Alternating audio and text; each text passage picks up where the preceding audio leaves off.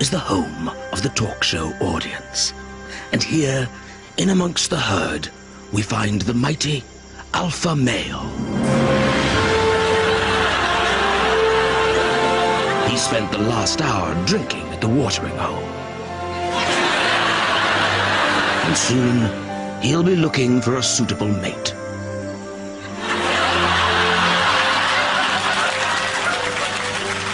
Now, the audience starts to respond as he utters his characteristic cry. Let's start the show!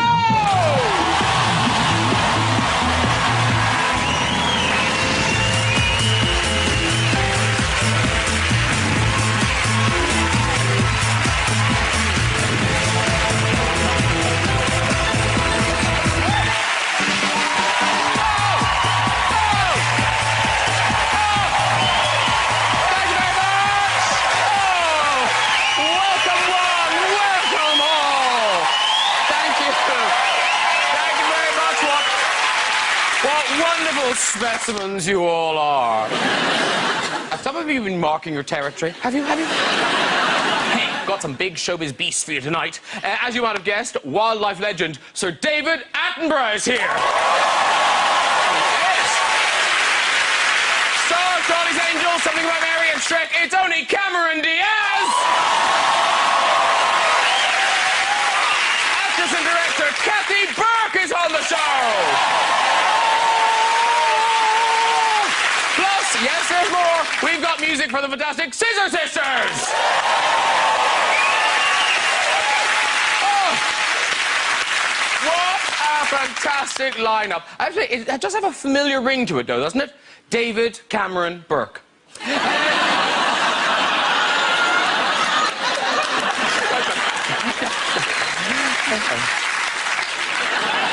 Now, I'm going to be talking to Cameron about her new film, What to Expect When You're Expecting. A lot of people capture the magic moment that their baby arrives. Now, I hope no one's squeamish, because we've actually got a photo of Angelina Jolie's baby being delivered. Mm.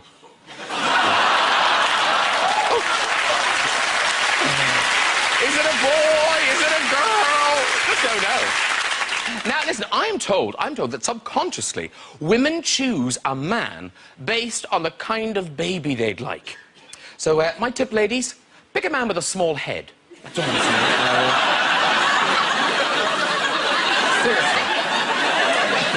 Seriously. Ladies going, if only I thought of that. Now, I can't wait to talk to Sir David Attenborough. He has filmed so many Yeah, give him a round of applause. Really had an amazing career. He's filmed so many memorable wildlife sequences. Here's a bear catching a salmon. Aww. And here he is a few minutes later, ready to eat it. Can I get the wine menu? Wine menu. I do remember there was one very poignant sequence where a lion failed to catch a zebra and went hungry. Although not everyone found it sad.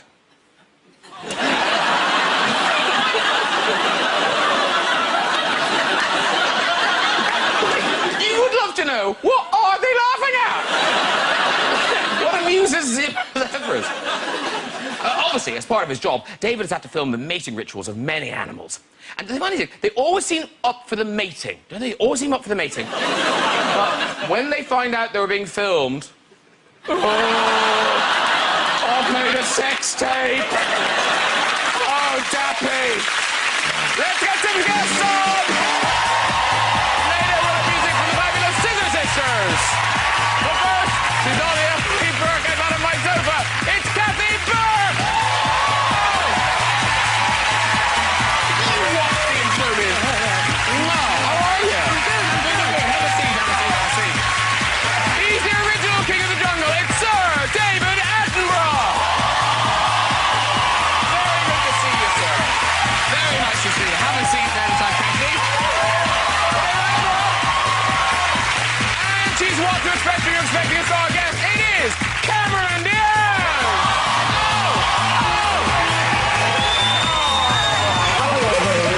How are you? I'm very well. Sit down. Very good. Welcome to all three of you. Very nice to see you all. And we're excited to see all three of you. But I happen to know that, Cameron, you were very excited to see Sir David. I am so excited. Really? Yes, I am. I told him backstage we were making a Sir David Attenborough sandwich. He's the meat in the middle of our sandwich right now. Leave you to it. Yeah. We're his slices of bread, you know what I'm saying? She's a nice French stick and I'm an wholemeal Ovis or something. Little bits of grit in it. Because you did want to be a zoologist. I did want to be a zoologist. That was what I thought that I was going to be my entire life. I wanted to study the behavior. I could teach all sorts of things. I'm sure I've learned a lot from you already. Picked up on backstage. We're not going to mention those. No. But I ended up studying the behavior of animals. It just happened to be human animals. Really? Yes. You know, as an actor, that's what I do. I study human behavior. And lots of discoveries? Yes, lots of Big discoveries. surprises? Big surprises. I find so many more surprises when I watch your show. Yes. You should see the outtakes. I would love that. Maybe we can arrange a viewing. Yes, anytime. Okay. Do you watch Sir David's program? Yeah, I do, David. I watch animals.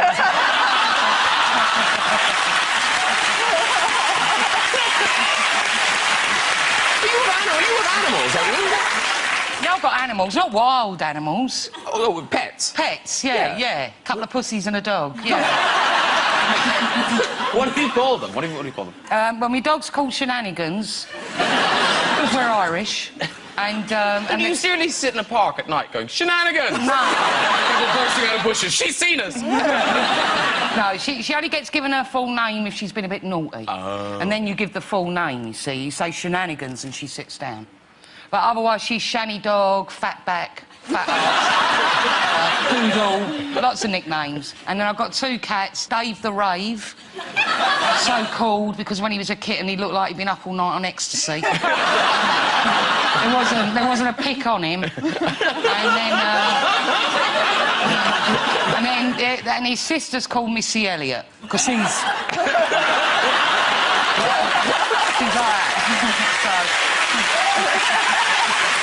Now, we want to celebrate today because it's a huge year for you. Not just the Queen having a Diamond Jubilee, 60 years of broadcasting.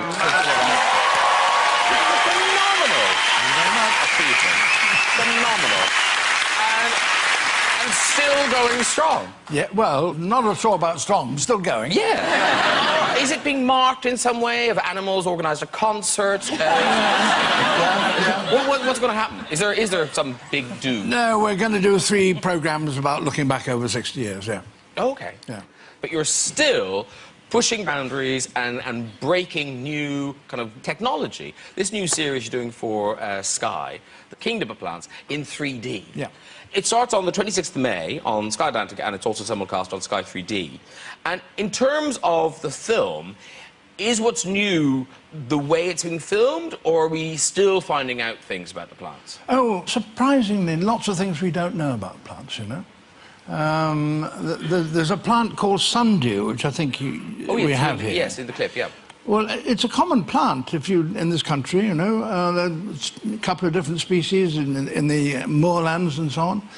But it's a plant which has hairs on its leaves with little tips of sticky stuff on the end, and it eats insects. And when the insect comes in, it closes around and shuts it up. But the interesting thing is that if an insect comes there, and that moves over, but this, not these, but this one then moves over. So there's some communication between this hair and that hair, and we don't know what it is. We don't know how it happens.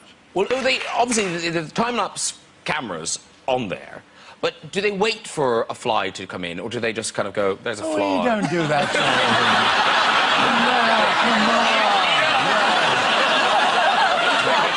No, dinner time. And of course, it must have been a joy for you to film this because it was filmed at Kew. Yeah, that's the great thing about Kew, is that there are plants from all over the world. Plants from the top of the Alpine mountains, plants from the jungles, from the deserts. They're all there. And not far from your house. And Now, No, because that must be such a relief, because even your last television series, they sent you off to the North Pole and the South Pole. Yes.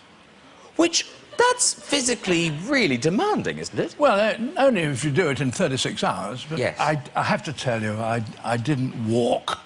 You just slacker. No, I didn't. It was a helicopter, and you have to wait for a helicopter. And while you're waiting for it, you're living in tents, you know. But they're very comfortable tents, warm tents. But then they send you outside and make you do bits to camera. Only very quickly. No, it is true. But actually, it's a doddle, you know. If you get the right gear, there's no problem, you know. But the difficulty is if things go wrong. If you lose a glove, you may well have lost 2 or 3 fingers, you know. Yes. But if you don't lose a glove and you do things right, it's a cakewalk. Because, Cameron, you did a wildlife series. I did a little a show called Yes, I Did. I was trying to be like you, but I'm not as, you know, I'm not as well. Do you strangle snakes? And well, you know, I've had snakes. My first pet when I was 11, my mom and dad said, "What do you want for your birthday?" I said, "I want a snake." So I got a snake for my 11th birthday. He was a 6-foot-long Florida king snake named Norton. You're kidding. No, really, Norton. Really? Her name was Norton. Oh. Norton? You know the Honeymooners? Jackie Gleason? Oh, yeah. Yeah, so Norton was his sidekick. It was just one of those things that happened in my family. My household, you can't really explain it. But yes, and I did a show called Trippin' on MTV about 7 years ago where I traveled around and I went to Jane Goodall's in Tanzania. And had that experience with the chimps there. You know, their morning ritual when they get up in the morning, and the first thing the alpha does is put his bum over the side and take a crap in the morning, then goes and beats the shit out of the beta male, and then goes and bangs the alpha male. The alpha female, sorry. Alpha female. Wow. Pardon me. That footage is worth something. Yeah. And you know, it's just the order of things that and then he has breakfast, of course, after that. And that's how his day starts, right? That's correct, yeah. So I witnessed the right thing. They didn't. We weren't acting up because Hollywood's here. It's Cameron Diaz! And because you do, you know, you do learn a lot from watching these programs. But I think the odd thing is they still have the power to shock in terms of the level of violence and things in them. Are you self-policing in terms of what you show, or is there some sort of BBC body that kind of goes, that's too gruesome? No, I mean, people say we show too much. If they saw what we left in the cutting room, the editing room, that we cut out, they would be appalled. I mean, you know, lions, when a lion catches a wildebeest, it eats it alive, you know. And we don't show that. We show it very abbreviated. But you have to be careful what you do, because if you cut it all out, then you're telling an untruth. You're telling fairy stories, and natural history programs are not about fairy stories, they're about the real world. So you have to make a judgment and do it one in the middle. And equally, when you're filming the mating, does it get to a point where you just feel like an old perv and you just kind of think, I must still stop filming this now because it's gone on for too long? You see, your imagination is running away with you. Yes, it is.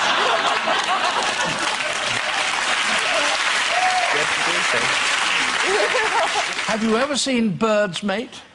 I've seen pigeons mate. Have you? And how quick? It's gone. Well, there's a lot of flapping about before they get down to it. That may be that they are showing off to one another, but the actual copulation, like that. Really? Yes, it's known as the cloacal kiss. Did you know that, Kathy? Well, it's only what I've experienced. Now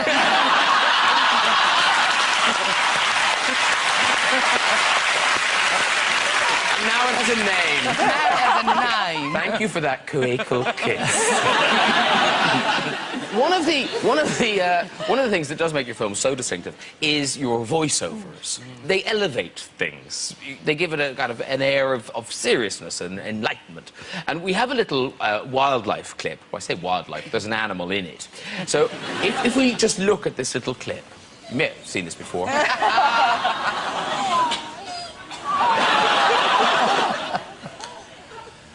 utter disappointment.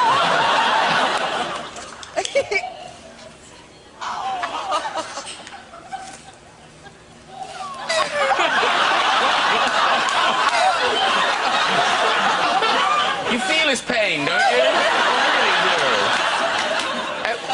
If we play that again with a bit of music, a bit of serious music, and if you do a little voiceover, we'll just see if it elevates it.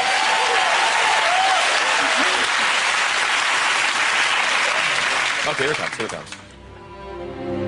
Evening falls on the lush grasslands of Croydon as the humble tortoise gently mounts his chosen mate.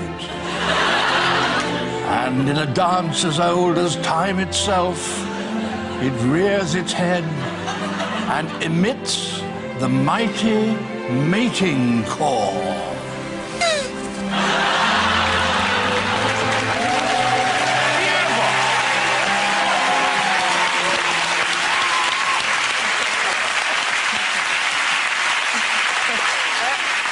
So now, Cameron Diaz, Yes. as chance would have it, you have a new film out. I do. I know, here I am. I'm like, God, I have a movie to sell. Let me sell it on your show. Oh, yeah. Now, it's What to Expect When You're Expecting. It opens tonight. And I've seen it. It's got all sorts of strands in it. Yes. And it's very funny. It's a little bit sad. It has moments of poignantness. It's sort of very, you know, it's a human experience. But it's not very that real. it's not too upsetting. No, it's not. It's a lot of fun. It's funny and uplifting. It's uplifting, and the great thing about it is it's not just about pregnant women. It's about the experience of, you know, creating a child or bringing a child into your life. 5 different stories that sort of cover it 5 different ways, obviously, but also from the man's point of view. So, you know, it's like, in our society, we believe that our sole purpose, and as a naturalist, and we know that procreation is what we're here for, of course. Yes, I know. Not here. Not here. It's what we're here for. But it doesn't mean that it's right for everyone, or that you know, you just jump into it blindly in this day society. You know what I mean? Yeah. And I think because we think we're supposed to have babies, people just get married, they have babies, they don't even realize it changes your life. Funny that, huh? And in the movie, you play a fitness guru. I do. And like a lot of the fitness bit of your body, I'm guessing, is your own. It is mine. Yes. But other bits of the body. Look at you! You're ridiculous. But in the movie, some of the bigger bumps in this picture, that isn't all you, is it? Well, the belly is not mine, and the breasts are not mine. Those are enhanced. Really? Yes. So did they get bigger and bigger and bigger? They got bigger and bigger and bigger. And there, it's just a whole bunch of women, you know, the cutlets, the chicken cutlets you put in, those really creepy, like, weird silicone-y things that you stuff. There's probably about 15 in there. But there was one point where it didn't make it into the movie, where I do sort of like I flash my breasts saying, can you believe this is what happens when you get pregnant? Why didn't I get pregnant sooner? They were prosthetic breasts that were amazing. I was like, wow! These are awesome! And so I went to show everybody. I was like, where's the director? I have to show him to him. Where's he at? The park? Let's go. I was like, look at these! But they looked very real, so I think it's a little... Did you keep them? Well, I did. When I wore them in the actual movie, what happened is we were shooting in Atlanta, which we call Hotlanta. If anybody's ever been there, they know in September it gets hot. And it gets swampy.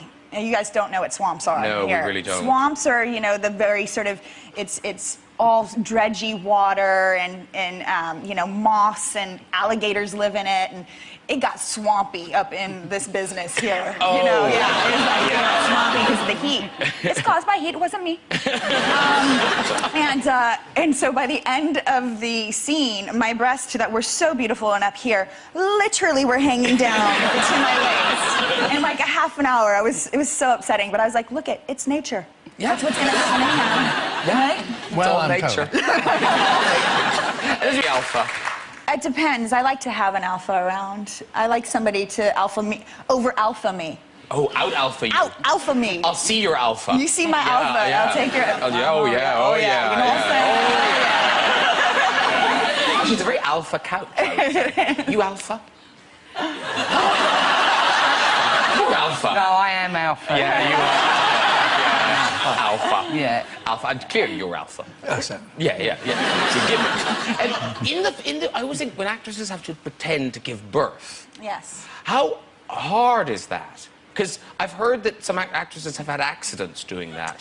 You don't actually, it's face acting. You don't But you're really straining. well, you're Somebody's face gotta acting. give. You're face acting. Okay. You're not pushing down here. That's, Don't. No. Don't do No. that. That's not okay. It can be really dangerous. Have you ever done it, Kathy? Have you ever given birth? I don't think so. Remember? You mean acting-wise? Yeah. Certainly not in real life. You'd remember, wouldn't you? I would remember that, David, yes. I don't think so. Somebody said that when we did the slobs, that Waynetta had a baby or something. She didn't. She had a brown baby.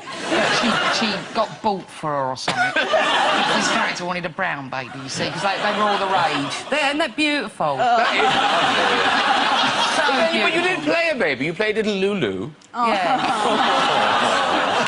Yeah, that was really weird. Because weirdly, you have attended quite a lot of births. I've been there for... My sister's given birth 3 times. The first time was a C-section. I was about 24, 25, and I had no idea what I was getting into. I did not. My sister just said, you have to be in here if I'm going to do this. And I went into the room after they had sort of cut her open, and I walked in and there was like blood everywhere, and there was people in... It was a full-on surgery. Her intestines were out of her body on a plate, like a platter, next to her, and they were in like this spatula.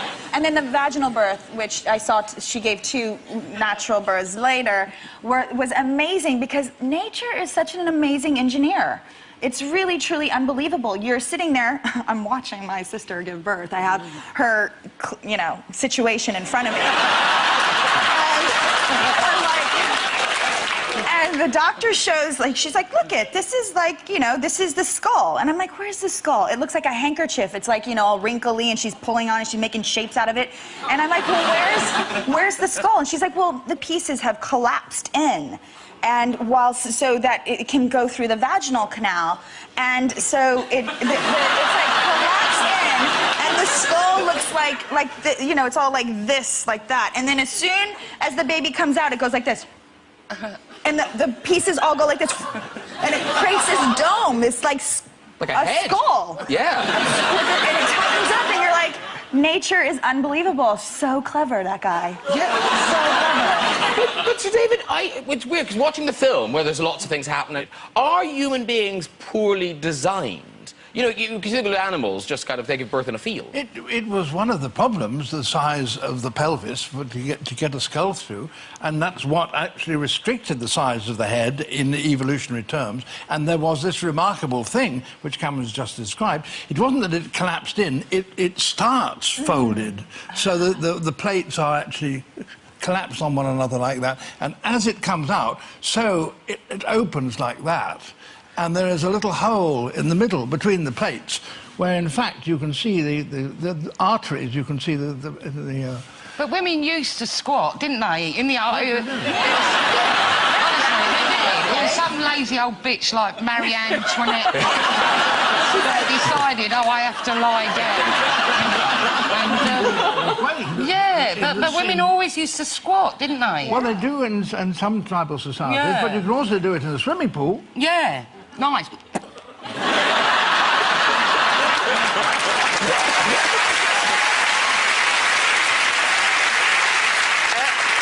So now, Kathy Burke, Yes, Kathy hello. Burke, you're back. Well, no, because a lot of it,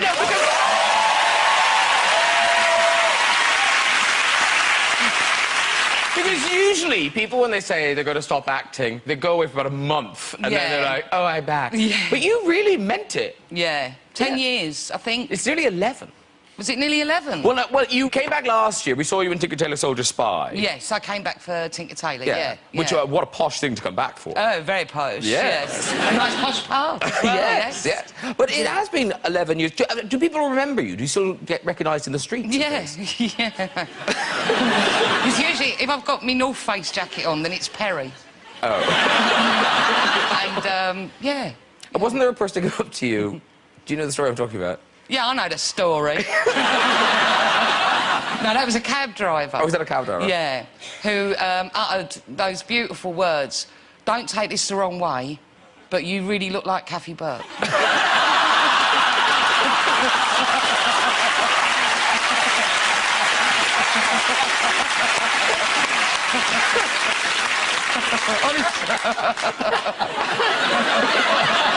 Lovely, isn't it? Yeah. It's a hard one to respond to. Yeah. Oh. Well, you're back on our screens as a new series for Sky Atlantic, Walking and Talking. It starts on the 25th of June.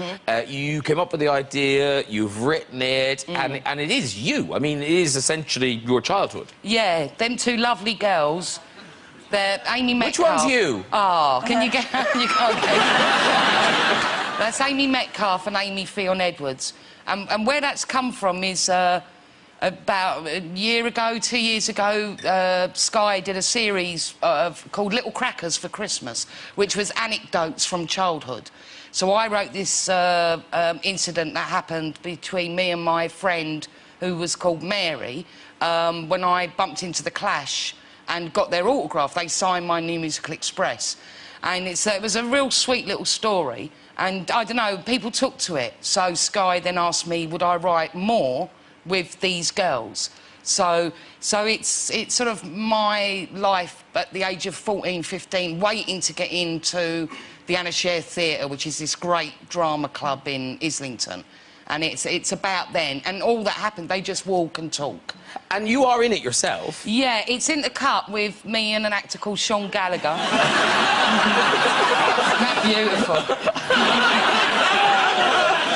And I'm Angry Nun, and he's Pretty Nun. Are they based on real nuns? No, they're based on me dad. Oh, right. Yeah, that's me dad.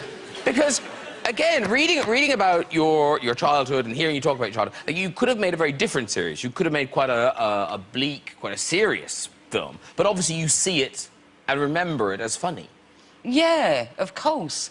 I mean, you know, I didn't have a mum, you see. My mum died when I was a baby and, you know, so it was quite a sort of, you know, very sort of 60s, 70s upbringing, you know. It was all very rough in Islington and stuff.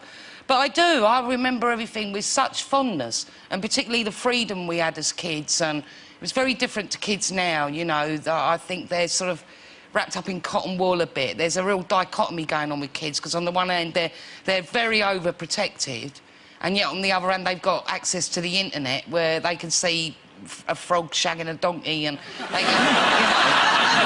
That's your fault, yeah. Life on the internet. But do you know what I mean? It's sort of showing a more innocent time, and where we did, you know, life happened around a phone box, really, and just walking home. Well, still friends with people you knew from back then? Yeah, some people, yeah. Well, I've got my oldest friend in the world, who I've known since I was 4, is in the audience there. Well, where is she? Is she the lady with the microphone above her head? Yeah. That's Diane.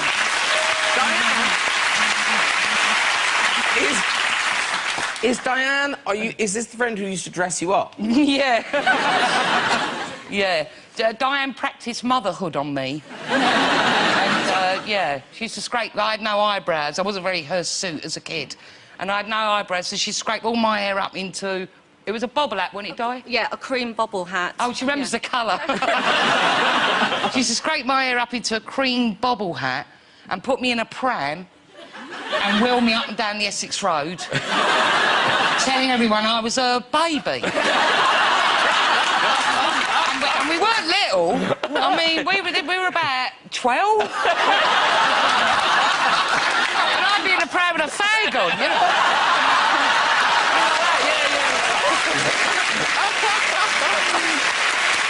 We don't do that. No. That was gorgeous. Thank you very much. That is on the new album, Magic Hour, which comes out on Monday the 28th. Very good.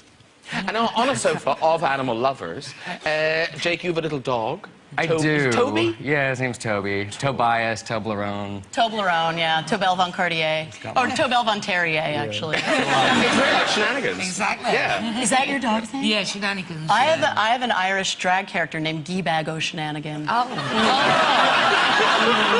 You know what that means. Oh, yeah. You very kindly, you sent us a picture of Toby. He looks like he should be smoking a pipe. Yes. He looks very serious. He's the my new host baby. of Masterpiece Theater. He's gonna make me cry. I miss him so much. Oh. Yeah, you can't underestimate the power of a border terrier. That's what shenanigans is a border terrier. Really? Yeah, yeah. I've never known love like it. You know, they're the best dogs. Now, I don't want to turn everyone against the lovely Cameron Diaz. Is it true you don't really like dogs? No, it's not that I don't like dogs. She doesn't like dogs. She doesn't like dogs. I actually I've had a preference for cats mostly through my life. Why? I know, but I do like dogs. In you're fact, a I cat have lady too. very special dogs in my life. I love cats. I like their Crazy cat lady. independence, and you know, they're I like really... the psychology of a cat Me a little bit too. better. They're not like, hi, do you like me? Do you like me? Exactly. Do you like me? Will you play with this? Oh my god, oh my god, oh my god. I like cats that are like, I'll be whatever. right over here Right. if you want. Totally. I agree. I like their style so much better. Because obviously, David, you love all animals, but there is one animal you're not a fan of. Don't care for rats. I see. But Really? Do you like rats? I raised rats for my snake, so I had a lot of time. Yeah, so you don't like rats? No, but it was fun to dangle them in front of my Oh, snake. how could you?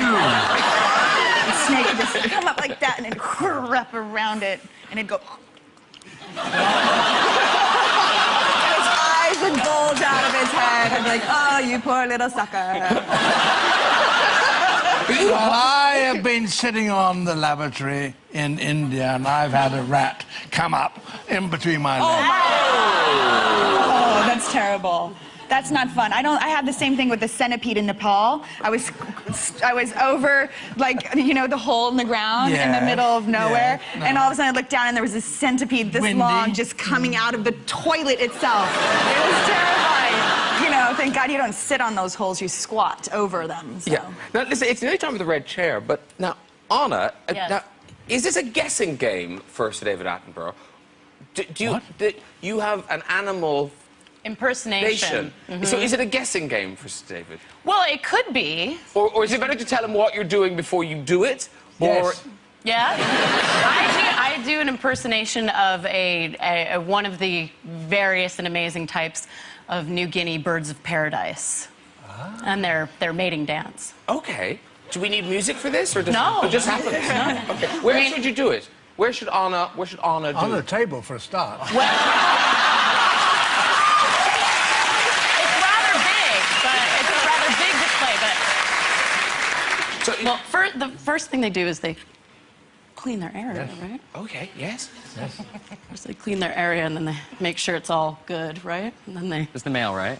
of course. Yeah. Oh, wait, I'm gonna take my shoes off for this thing. Okay, yeah. Okay. Cleaning. That's perfect. Perfect.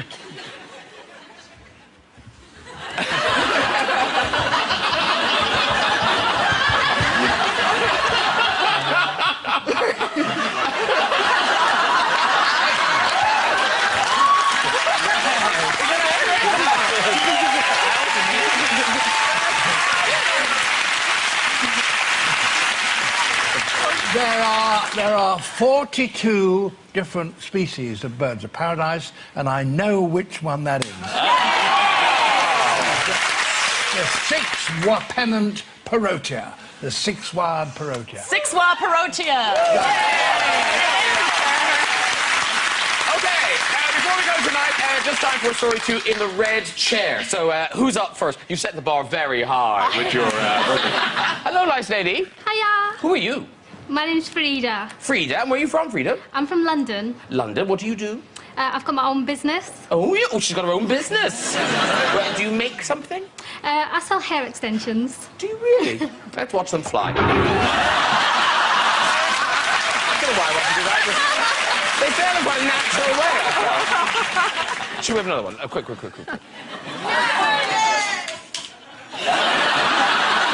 What's your name, sir? Donnie, Now, whereabouts are you from? from San Antonio, Texas. San Antonio, Texas. San Antonio. Okay, very pleased to hear it. And are you just visiting here? No, I live here. Oh, you live here. Okay. And do you work here? My wife works here. Ooh. He's sort of old Donnie, isn't he? Yeah. Yeah, I'm going to a show. See you later. Okay, off you go with the story, Donnie. I was a crane operator in San Antonio, Texas, and I was about 275 feet in the air. On the job site, we had several porta potties that had to be cleaned twice a week, and the truck had come to clean them, and I picked one up. Flagger had told me it was okay to pick it up and take it over to where the truck is. I picked it up, took it over to the truck. When I set it down, the door opened, and one mad Mexican ran out. All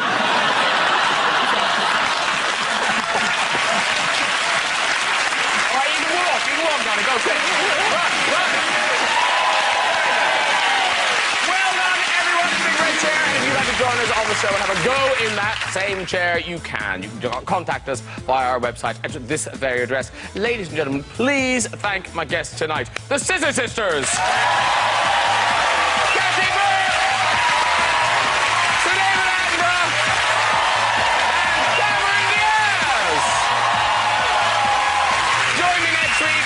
From Rumour, comic actor Steve Coogan, Mad Men star John Hamm, and Oscar-winning actress Charlize Theron. I'll see you then. Good night, everybody. Bye-bye. Louis Walsh doing gangster rap. It's